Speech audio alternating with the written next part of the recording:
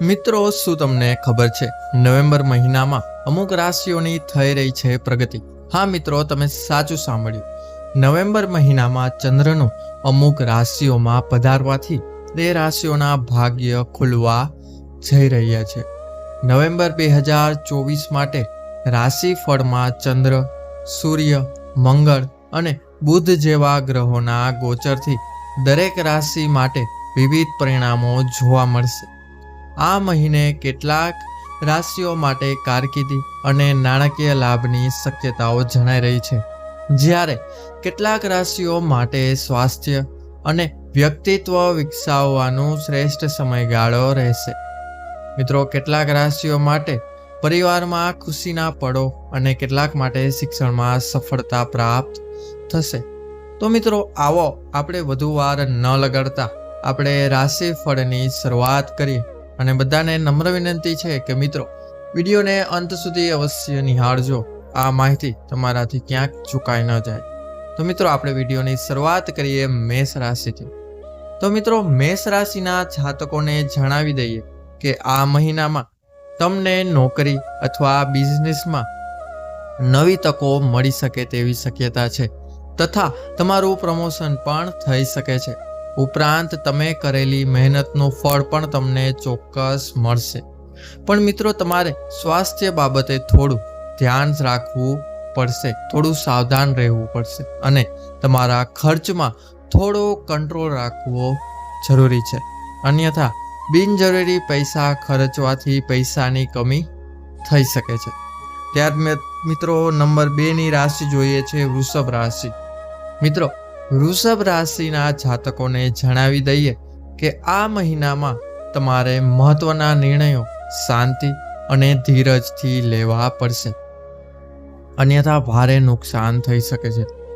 ઉપરાંત તમારો વ્યવસાય અને તમારા પરિવાર વચ્ચે સમયનું સંતુલન જાળવી રાખવું પડશે, અન્યથા તમારા ઘરમાં ઝઘડા અથવા કલેશ થઈ શકે છે. ઉપરાંત મોસમ પ્રમાણેની બીમારીઓથી તમારે સાવચેત રહેવાની જરૂર જણાઈ રહી છે. ત્યારબાદની રાશિ જોઈએ મિત્રો, એ છે મિથુન રાશિ. તો મિત્રો, મિથુન રાશિના જાતકોને જણાવી દઈએ કે આ મહિનો તમારા માટે વ્યવસાય ક્ષેત્રે ખૂબ જ શ્રેષ્ઠ સાબિત થશે. તમને નવી જવાબદારીઓ મળી શકે છે.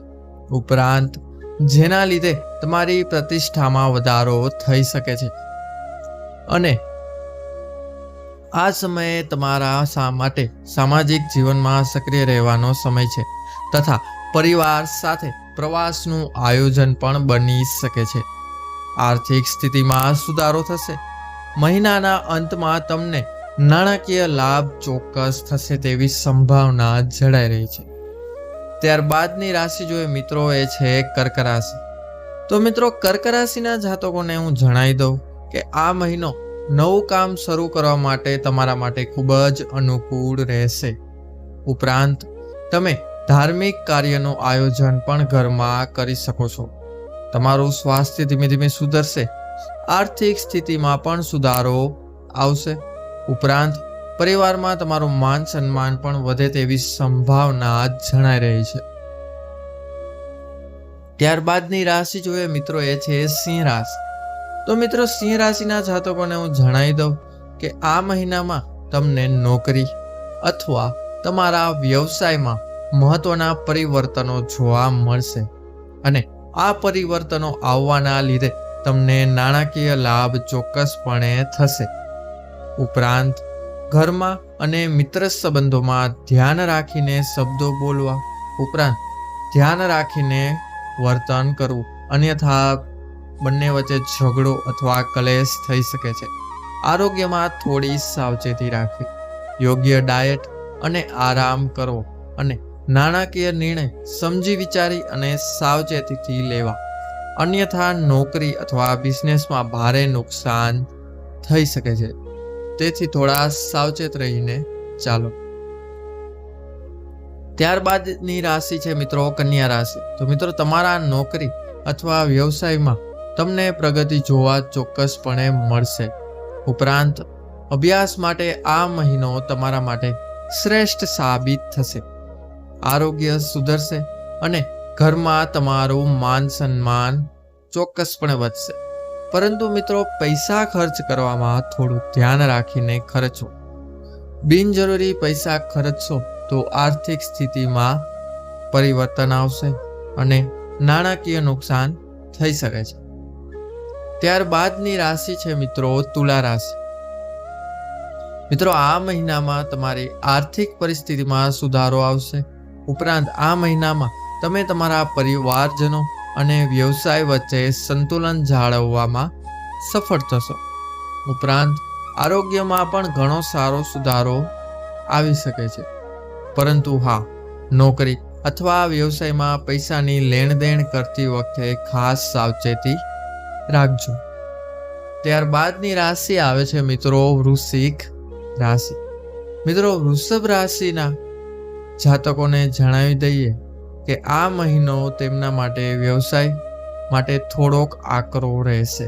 પરંતુ મહેનત અને ધીરજથી તમે સફળતા પ્રાપ્ત કરી શકશો. ઉપરાંત આરોગ્ય માટે તણાવમુક્ત રહેવા માટે તમે પ્રવાસનું આયોજન પણ કરી શકો છો અને આર્થિક સ્થિતિમાં પણ સુધારો લાવી શકો છો. મિત્રો, આ હું વૃશ્ચિક રાશિની વાત કરી રહ્યો હતો. ત્યારબાદ જોઈએ મિત્રો ધનુ રાશિ. તો મિત્રો, ધનુ રાશિના જાતકોને જણાવી દઈએ કે આ મહિનામાં તમને કાર્યસ્થળે નવી તક ચોક્કસપણે મળશે, જે તમારી કારકિર્દી માટે લાંબા સમય માટે ખૂબ ફાયદાકારક સાબિત થશે. ઉપરાંત નાના પ્રવાસોથી તમને લાભ થશે. નાણાકીય સ્થિતિ મજબૂત બનતી જણાશે.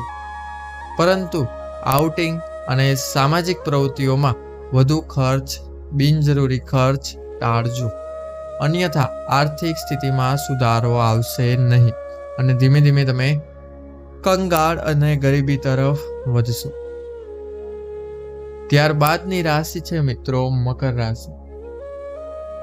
તો મિત્રો, મકર રાશિના જાતકોને હું જણાવી દઉં કે તમારા માટે આ મહિનો નવી નાણાકીય તકો લઈને આવશે. ઉપરાંત ઘરના કાર્યમાં વધારે સમય તમે ફાળવી શકશો, જેનાથી પરિવારમાં સુખદ વાતાવરણ રહેશે. નવું મકાન અથવા વાહન ખરીદવું આ મહિનામાં યોગ્ય રહેશે. આરોગ્ય માટે થોડું સાવચેત રહેવું પડશે તમારે. ત્યારબાદ જોઈએ મિત્રો કુંભ રાશિ. તો મિત્રો, કુંભ રાશિના જાતકો માટે આ મહિનામાં જીવનમાં પ્રવાસ અથવા વિદેશ જવાના સંજોગો બની રહ્યા છે. આ ઉપરાંત તમે સામાજિક જીવનમાં નવા મિત્રો બનાવશો અને તમારી નાણાકીય સ્થિતિ પણ ધીમે ધીમે સારી થવા લાગશે. પારિવારિક જીવન તમારું શાંતિમય બન્યું રહેશે.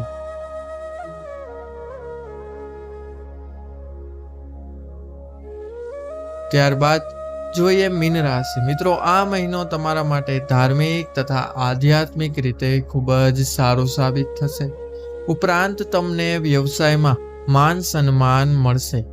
આર્થિક સ્થિતિ ધીમે ધીમે સારી થશે, પરંતુ ખર્ચ પર નિયંત્રણ રાખવો. પરિવાર સાથે શાંતિપૂર્ણ સમય વીતી શકે છે તેવી સંભાવના જણાઈ રહી છે.